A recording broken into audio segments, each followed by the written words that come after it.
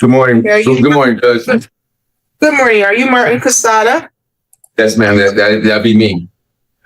Okay, Mr. Casada, I have a felony complaint that I need to arraign you on. The allegations of that order about August 30th, 2025 at 3900 Burnway Drive, apartment 206, Lansing, Michigan 48911, that you did allegedly attempt to commit the following said offense, and in the attempt did act towards the commission of that offense. That is an attempted home invasion third degree, allegedly having failed to in the perpetuation or was prevented in the execution thereof, and contrary to MCL 750.92.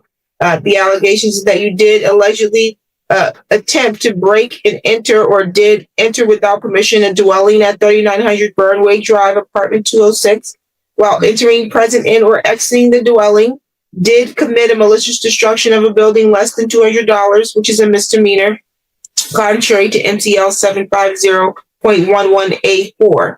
Count 1, attempted home invasion third degree, however, is a felony. And so the maximum penalty that you're facing in count 1 is 2.5 years in prison and or $1,000 in fines. Court shall order law enforcement to collect a DNA identification profiling sample.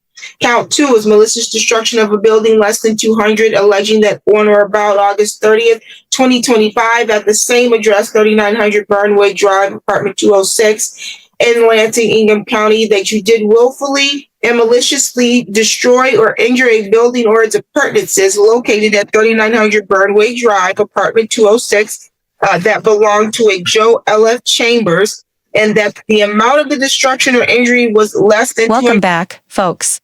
Today's courtroom drama is stacked with not one, not two, but three defendants, each with their own story, their own battles, and their own shot at convincing the judge. We'll start with Martin Casada, who faces home invasion charges and is being labeled a habitual offender. Then we move to Biles, who has his own twist-filled case, and finally, King, whose courtroom showdown closes this intense session. Trust me, this one's going to be a ride. Every defendant has something to lose, and every word spoken in this courtroom could tip the scale. Less than $200, contrary to MTL 750.380. Count 2 is a misdemeanor. Maximum penalty is 93 days in jail and or $500 in fines, or 3 times the amount of this destruction, whichever is greater. However, sir, you are being charged as an habitual offender. Third offense notice. It says here, take notice that the defendant was twice previously convicted of a felony or attempt to commit a felony in that order about January 28th, 1998. He was convicted of the offense of carrying a concealed weapon. Are you okay, sir? Yes, ma'am. Okay. I mean, ma'am, I know you're reading my charge and everything, but what this lady is trying to say, Martin, is not what happened. Martin, and I'm gonna establish that because the simple fact. Hold on. No, you hold on. Listen, stop right now, because they're gonna tell you to stop talking because it's not your time to talk. After today, today's only for your arraignment, sir, not to argue. I'm not arguing, sir. I'm just letting her know that all these. I can move on. You know, this is Saturday. I worked all week. If you don't want me to do your arraignment, you can sit tight until Tuesday when we come back in here. Okay? Ma'am, I'm not disputing that. I'm just trying to explain to you what happened. Did I ask for your explanation? No, you didn't. Okay, I asked you were you okay, because as I'm trying to read your charges to you, you were turning around as if something was wrong. And so if everything is okay and you're ready to proceed, then you remain quiet while I read the charges, and I will stop periodically to ask you if you understand or have questions about the charges and or your rights. But this is not an opportunity for you to present any defenses. Do you understand that? Okay, thank you. Your attorney. Casada jumps in, trying to argue his case before the judge has even finished reading the charges. Big mistake. At this stage, the court isn't here to debate guilt or innocence, it's strictly about procedure. By speaking out of turn, Casada risks saying something the prosecution can twist into evidence later. Notice how his lawyer tries to calm him down? That's not just about respect, it's about survival.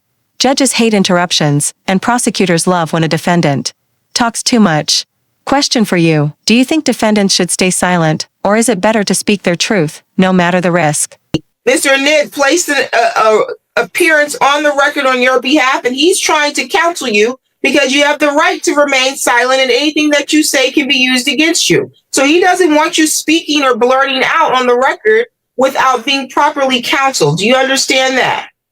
I understand it, Mr. Judge. Because you may say something that places you at the location, and that could be used against you. So learn to follow instruction, and when your attorney tells you to be quiet, do it.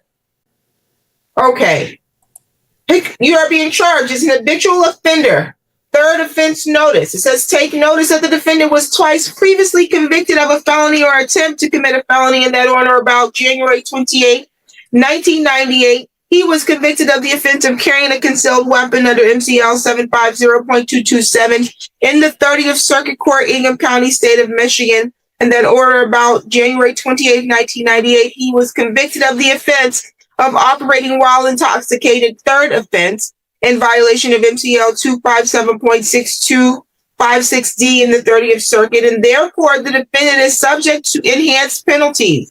That enhances your penalty under MCL 769.11 to twice the maximum sentence on the primary offense or a lesser term. The maximum penalty cannot be less than the maximum term for a first conviction.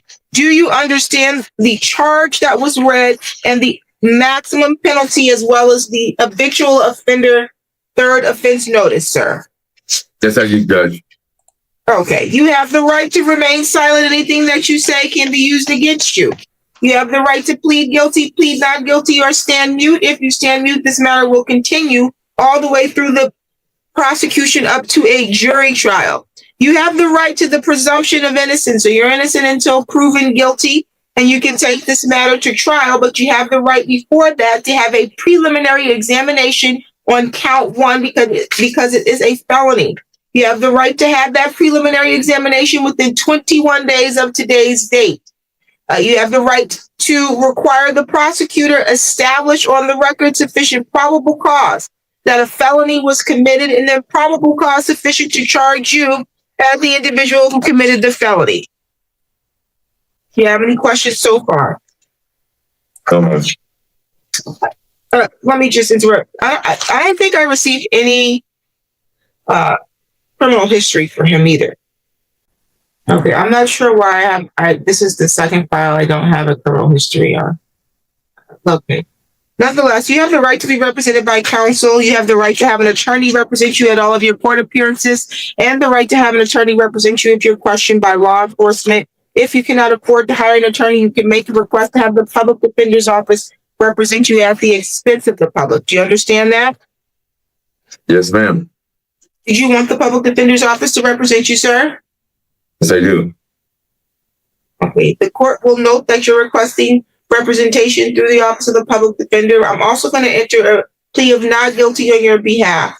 I'm going to remind you again that you have the right to remain silent. Anything you say and anything you put in writing can be used against you. You can carry the right to silence through your jury trial, and you have the right to a jury trial. You have the right to the presumption that you're innocent until proven guilty. You can maintain silence at trial, and they can't use that against you, or you can waive your silence and testify at your trial if you'd like. You have the right to see, hear, or question any witness called to testify against you, the right to subpoena witnesses to testify on your behalf. Do you understand those rights, sir?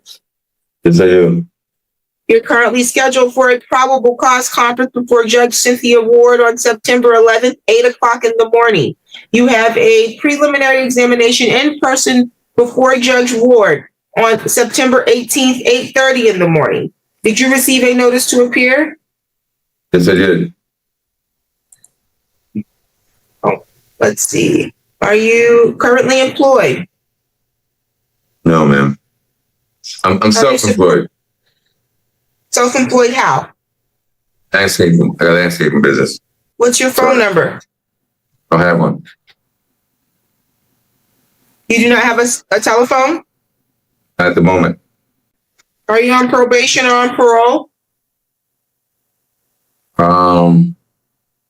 No, not that I know of. Oh, okay. You can address bond court counsel.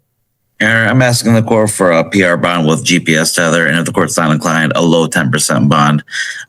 So Mr. Quesada can go back out. From my understanding, he reports he's self-employed doing side landscaping jobs. It's like on the spur of whenever he gets to the job. So it's not consistent, but he does maintain employment for himself. He disputes allegations in this matter, Your Honor, as indicated earlier. With our not guilty plea, I just asked the court to take into consideration that this is an attempted home invasion, which I don't know what the allegations are exactly, the affidavit, but they raise questions to why it was charged and attempted. So I'd ask under the circumstances and his limited history based on the HAP third. I know you don't have a criminal history, but the oldest being 27 years ago, to take that in consideration. Mr. Quesada just is a little upset of these false allegations, is what he reported to me. That's why there was that slight outburst this morning. Mr. Quesada, do you have another case? Now things get serious. The judge lays out Quesada's criminal history, weapons charges, OWI, prior felonies, and suddenly the term habitual offender hits hard. This isn't just about the crime today, it's about the shadow of his past looming large over him. The law doesn't forget, even decades later, your record can double your punishment. Imagine standing in front of the court, knowing that mistakes from 20 years ago could decide your fate today. That's the power of the habitual offender statute. It doesn't just punish the present, it resurrects the past. Do you have another case pending right now? No, this is all they gave me right here. I have a bond recommendation from the prosecutor. They said that you're currently on parole, probation, or you have another criminal matter pending. I was not provided your criminal history, so I can't verify that, but I don't believe that I have no reason to believe that the bond recommendation is wrong. When I asked you, were you on probation or parole, you said not that you're aware of, but that doesn't mean that. No, I'm not.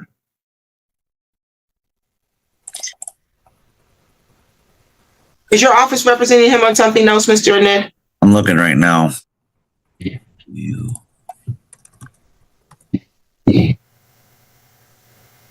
Judge, can I speak? No, Your Honor. Not that I see. No. Yes, sir. Mr. Quesada, you had something you wanted to say?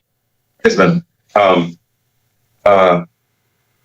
I know I shouldn't say this, but No, don't say it then. okay, all right, I won't. My thing is this, ma'am. I have never ran. Okay, that's enough, Martin. That's enough. You're getting yourself in. That's enough. We're all set. Thank you. Bond is set in the amount of $2,000. Personal recognizance with GPS tether. You're not to be at the address at or near 206. I'm sorry, the address of 3900 Burnway Boulevard, apartment 306 or 206. You're not to be within 2,000 feet of wherever that address is. Do you understand that? Yes, ma'am. You're not to have contact directly or indirectly with a Joe Chambers. You need to report to all of your court dates on time. You're not to possess a firearm, ammunition, or weapon of any kind. You're not to use drugs or alcohol without a valid prescription. You're not to travel outside the state without prior approval of the court, and you must report to pretrial services within 48 hours of your release from custody. Okay? What, you said 48 hours? Well, technically, you need to report by Tuesday because they're going to be closed on Monday. Okay? Okay. Do you have any questions? No, ma'am. Any additional matters for the record, counsel? Your Honor. You're all set, sir. Thank you. Have a good day. Have a good weekend.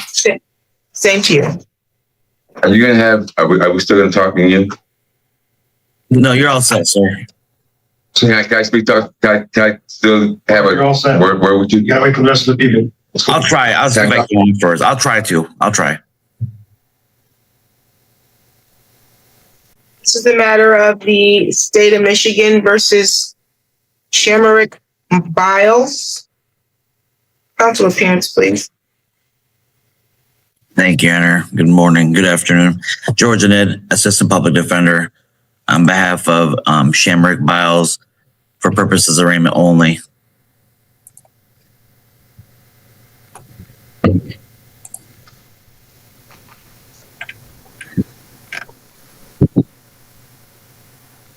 Attorney Shamaric Files.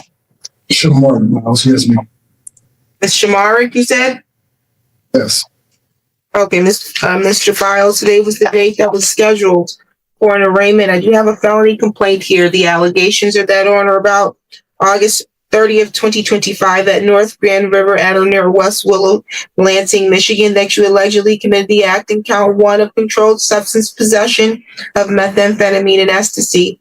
The allegations are that you did. Next up, Biles steps forward, and right away, his attitude sets the tone. Unlike Cassida, he's more reserved, but his charges bring their own weight. The judge carefully lists out the accusations, and Biles listens, trying to keep his composure. Here's where body language matters. Every nod, every sigh, every eye roll can shift how the judge perceives him. Court isn't just about evidence, it's theater, and the defendant's performance matters more than most people realize. Even silence sends a message. Do you think staying calm in court helps a defendant, or do judges see right through it? Knowingly or intentionally possess methamphetamine contrary to Michigan Compiled Law 333.74032BI, and that's a felony with the maximum penalty being 10 years in prison and or $15,000 in fines. Do you understand the charge and the maximum penalty, sir? Yes, ma'am. Okay. You have the right to an attorney. Mr. Annett is going to represent you today for the purposes of your arraignment only, but you have the right to request the public defender to represent you at no expense to you, and you have the right to have an attorney represent you at all of your court dates and if you're questioned by law enforcement, okay? Yes, ma'am. You have the right in this matter to proceed to a preliminary examination. You are being charged with a felony, so you have the right to have that exam within 21 days of today's date, unless you waive that 21 days or the court finds good cause to go beyond the 21 days. You have the right at the time of the exam to require that the prosecutor put forth evidence that would establish that they have sufficient probable cause that a felony was committed, and then sufficient probable cause to charge you as the individual to have allegedly committed that felony. You are currently scheduled for a probable cause conference before Judge Cynthia Ward on September 11th at 8 o'clock in the morning. Preliminary examination is before Judge Ward on September 18th, 8:30 in person. Did you get your notice to appear? Give me 1 second. Yes, I did. Okay, and the purple sheet should be the instructions on how to log into her Zoom, okay? Yes, ma'am. Okay, again, you have the right to the presumption that you are innocent. So you're innocent, sir, until proven guilty. You can maintain your innocence, take this matter all the way through jury trial stage, and require the prosecutor first prove each element of the charge of controlled substance possession beyond a reasonable doubt. You have the right to be silent at your trial, and they can't use the silence to prove or imply that you are guilty, or you can waive your silence at trial and testify. You have the right to call witnesses to testify on your behalf. You have the right to see, hear, or question any witness called to testify against you. Do you have any questions about those rights? No, ma'am. Are you currently on probation or on parole? Excuse me. Are you on probation or on parole? In another state, yes, ma'am. In Philadelphia, Pennsylvania? Yes. What are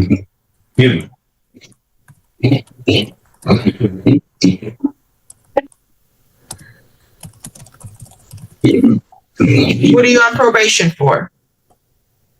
I'm on probation. I can't hear you. I can't remember what I'm making probation for, ma'am. The cases are so old. Right now, your criminal history is so robust that you can't remember what you're on probation for. Right now, I'm in a little pain of stomach. So right now, I'm going through pain of my health right now. So that's what's going on. That's why I'm saying I can't remember. My focus is on my health. Okay, so you got something going on that you can't remember. Is this affecting you in any other way? Whatever is going on. Listen, I asked a question about my probation. My probation probably was for a simple possession. And I can't remember. I'm in pain. Okay, I recognize you're in pain. You're saying you need medical assistance. Is that what's going on, or? Just got out of the hospital. Okay, you just got out of the hospital. Okay. Do you have any other court cases pending at this time? I think so, yes. You think so? Yes, ma'am. In Pennsylvania or in Michigan? I think in Michigan, ma'am. It's a business of. Are you hearing me, ma'am? I can hear you. Does the jail have his criminal history? Because it wasn't provided to me. I can bring it up to you, ma'am. Yes, please. Thank you. No, Okay. no. Thank you. You can bring it up, please. Thank you. What is your home address, sir? I stayed on the mission, ma'am. I'm sorry? I stayed in the rescue mission, ma'am. At the rescue mission, you said? Yes, ma'am. Okay. Which one? The one on Michigan? Yes, ma'am. Okay. And do you have a phone? Yes, ma'am. What's your phone number? Are you employed? Right now, ma'am, no. What brings you to Michigan, sir? I came here for employment for Courtroom. Courtroom reneged on a job opportunity, and on my way to go back home to stay in Michigan, took my child from me and my girlfriend, and I've been stuck here trying to get my child back ever since. That's what I'm here for. Okay, so and you're on probation in Pennsylvania, though, correct? Yes, ma'am. But they know what I'm here for, so they'll me when I get back. You have a pending family court issue with your child, you're saying? Yes, Here? that's what I'm here. And that's what I'm in your state for. My child's supposed to sit back in Pennsylvania, and that's what Now the bond discussion begins for Biles. His lawyer paints a picture of responsibility, arguing that he has ties to the community, a steady lifestyle, and reasons to stay out of trouble. But the prosecutor pushes back, reminding the court of the seriousness of the charges. This is the tug-of-war of bond hearings, freedom versus risk. Judges have to balance public safety against fairness. And in these tense moments, a single detail, a past failure to appear, a prior arrest, can flip the outcome. It's like a chess match, where every move is scrutinized under the courtroom spotlight. That's when I was going back home. Mr. Nid, you can address the court on bond. Thank you, Your Honor. I'm going to be asking for a PR bond today. The allegation in this case is not assaultive and does not indicate pose a threat to the public safety. And if anything, the allegation is a threat to himself. Mr. Biles has I believe, stent in his heart, and he plans or wishes to go to the hospital upon release, unless the jail takes him before, or if he doesn't get a bond. He was in pain this morning, but we did conduct intake properly without any issues. He is currently homeless. He will be residing at the city rescue mission. He has a phone. He has an email, so we can get in contact with him. I believe that he will not be an issue, Your Honor. This is not a case that revolves around a victim or anything of that nature. So a PR bond would be appropriate. I don't have any information about in regards to failure to appear, flight risk, or anything of that nature. He's got warrants in this state and other states, so that would mean that he is a flight risk. He has warrants in this state. That's exactly what I said. He's got warrants out of Eaton County, as well as out-of-state warrants. So a personal recognizance bond would not be appropriate. He's not able to provide me an address even in this state, or give the court reason to believe that he would stay in the state to handle this matter. I don't even know if he had permission to leave the state of Pennsylvania while on probation. I don't know that. But he's already on probation for possession. And then he's found here in the state of Michigan, allegedly in possession. He's got a warrant out of Eaton County for possession of controlled substance, as well as retail fraud 3rd degree, and he failed to appear in court. So a bench warrant was issued. So he'll be remanded on the bench warrant so that he can take care of his matters in Eaton County, and he will receive a $5,000 cash surety bond in this file. with GPS tether. He's not to leave the state without prior approval of the court. He's not to possess firearm or a dangerous weapon. He's not to possess any drugs or alcohol. He's got to report to pretrial services within 48 hours of his release from custody. Do you have any questions about your bond condition, sir? I'm not, I don't understand it, man. I'm trying to I can repeat it for you, sir.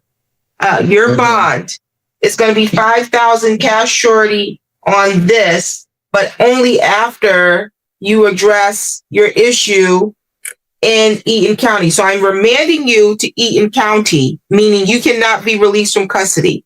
Once your issue is addressed in Eaton County, I will convert the bond in this file to $5,000 cash surety. Do you understand that? Yes. And that's because you have a warrant for failure to appear. You don't appear in court. And then you're picking up the same types of charges, not just in this state, not just in this county, but other counties in this state. And then you have the same alleged conviction, obviously, the same conviction in the state of Pennsylvania, and you're currently on probation. Nothing further, Your Honor. Thank you. You're off that, sir. On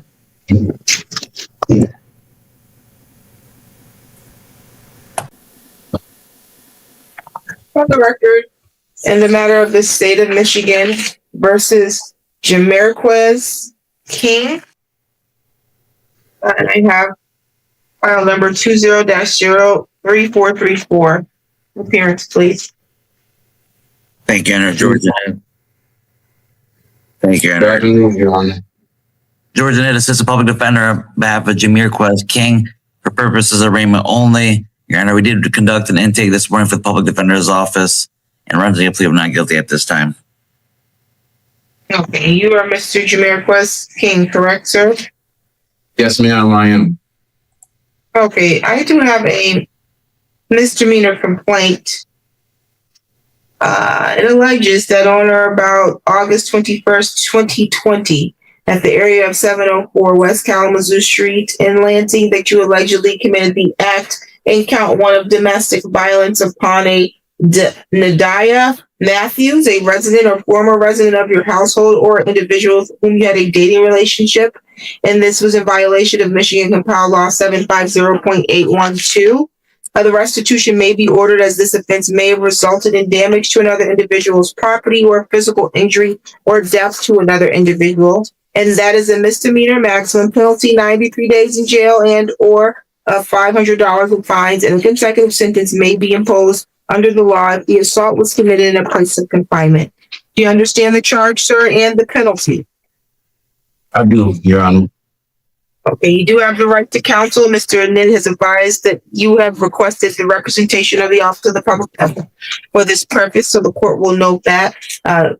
You have the right to plead guilty, plead not guilty, or stand mute. And Mr. Annette has also advised that you are maintaining your innocence at this time, and so the court will enter a plea of not. And here comes King, the final defendant of the day. By this point, the courtroom energy has shifted. Everyone's seen 2 bond hearings already, and now all eyes are on him. King tries to explain his side, but the judge cuts him short, same lesson we saw with Cassida: courtrooms reward discipline, not debate.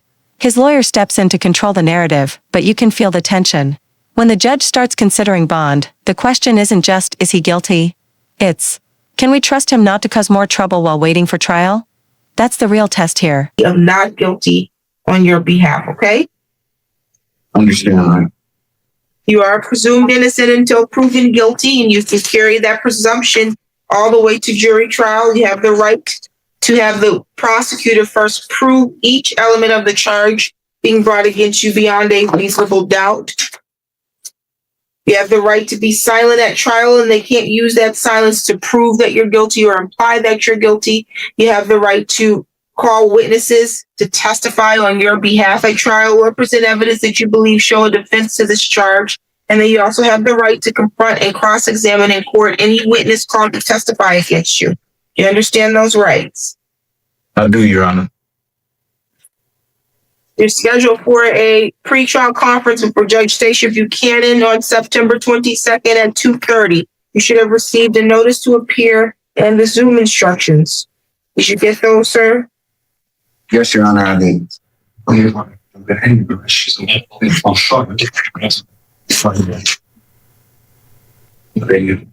currently employed? No, Your Honor, I am not. How do you support yourself? Actually, I lost everything coming to turn myself in. You said you lost everything coming to turn yourself in. How does that happen? I lost my apartment, my job, and because I had to turn myself in Kalamazoo. So I lost everything. Oh, okay. So you're not talking about turning yourself in on this case. On all the cases, yes, I am, Your Honor. I'll elaborate. I can elaborate. Okay. Yeah, because I'm not following. He just turned himself in today? I'm not following what's going on. Well, my understanding is he had some old files.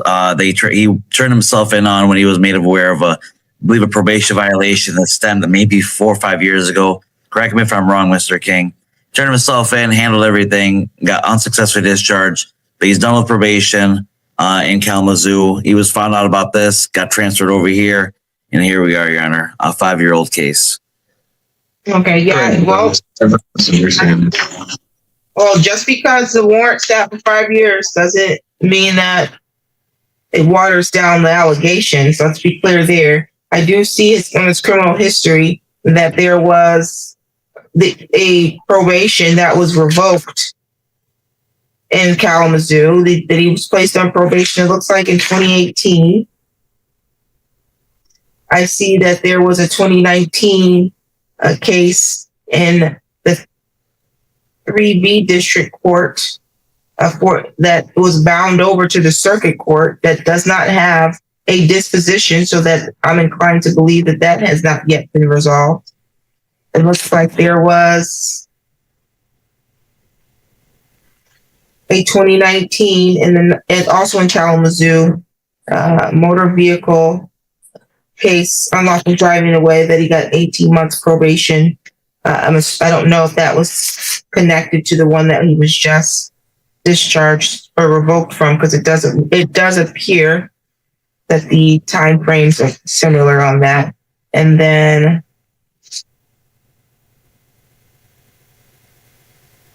looks like there was in